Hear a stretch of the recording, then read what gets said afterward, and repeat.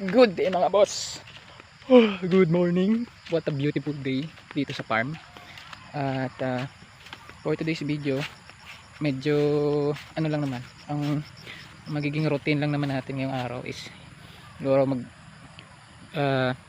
kukuha ulit ng manure. Ay hindi pala, ang pinaka main schedule pala namin ngayong araw ay kukuha kami ng manure para itimpla na idilig sa ating mga Chinese tangkong. Yan. Yun, yung ating plot. At mag-aabono din kami ngayong araw ng mga tanim-tanim dito sa farm. So yung garden pa lang namin dito is ito pa lang.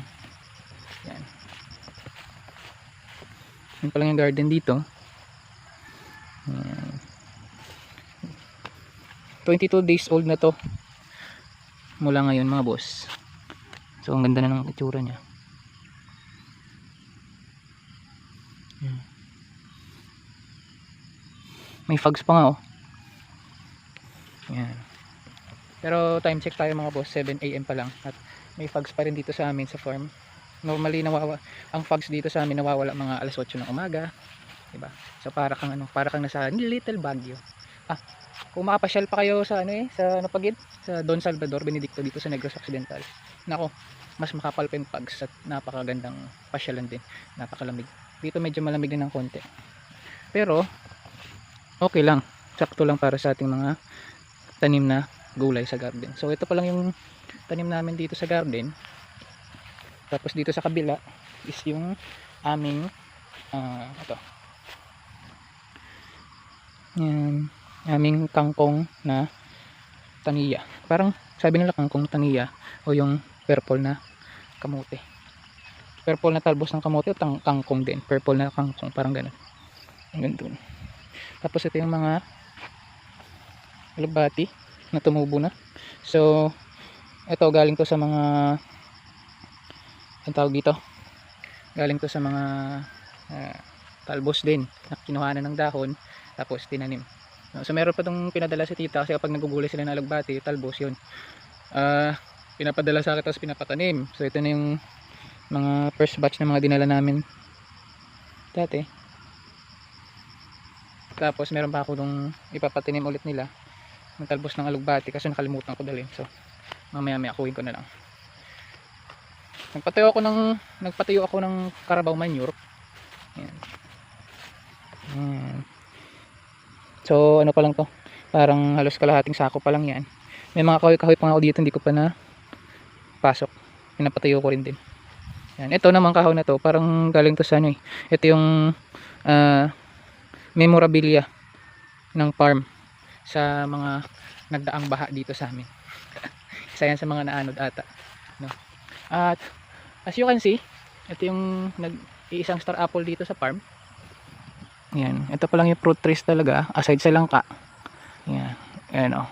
Aside sa langka saka sa guyabano, hindi yung langka namin na namumunga. Meron din naman sa kabila pero hindi pa. Ito na ang aming star apple. Yan, namumulak na siya.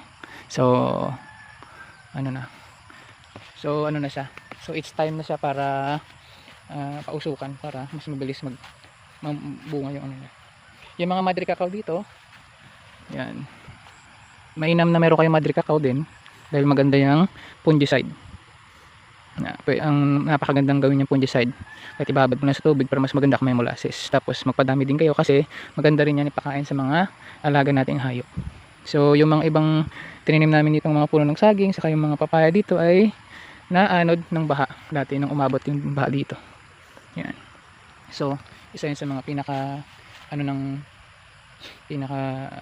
kalamidad dati ng farm na umaabot dito yung baha. Yan, hanggang dun sa kabila. Dito naman hindi, ito hinabutan to ng baha din. Hinabutan ng baha yan. Pero matagal na. It's been a long time. Pero yun nga lang, natenga na. Mula nung nagbaha siguro medyo na PTSD kami. Baka mamaya malugi lang. O masira yung mga pananim kapag inabutan ulit. But it's been a long time. So 2 years nang hindi bumabaha ng ganung kalakas. Kaya sabi ko, sayang yung farm kung hindi ma-develop ulit. So ngayon, unti-unti nang dinidevelop ulit ang farm. At magsa September na, so I hope na wala nang masyadong kalamidad o baha na aabot. Yan. So naglalakad-lakad muna ako. Ito yung ginagawa ko kapag medyo napapaaga ako ng bisita dito sa bukid. Yan. Robing-robing ako, nag-check ako ng mga lupa-lupa dito. Ito yung tataniman pala namin. Ito yung tataniman pala namin ng alugbati. Yan.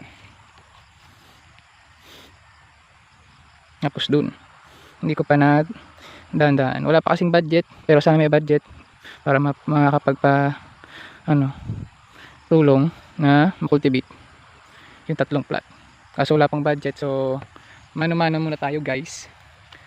Alugbati, siguro ito nga alugbati, tapos dito naman siguro yung ating saluyo, ito yung tugabang natin, at yung ulitis. So sa mga Ilonggo sa mga taga Teresa Negros, so makita nyo nga video, abang-abang ka mo kay mamaligya man tasang tugabang kagulitis. Pero tatagalogin ko lang ulit. Yan, so yun yung bibenta ko dito sa aming market. Tapos Chinese kangkong dito, and kung kaluyan nakaabot ay mag pepechay kami, pero hindi ko pa alam kung saan namin ilalagay yung pechay. Dito for sure sitaw, tapos talong. Doon, konting talong lang naman.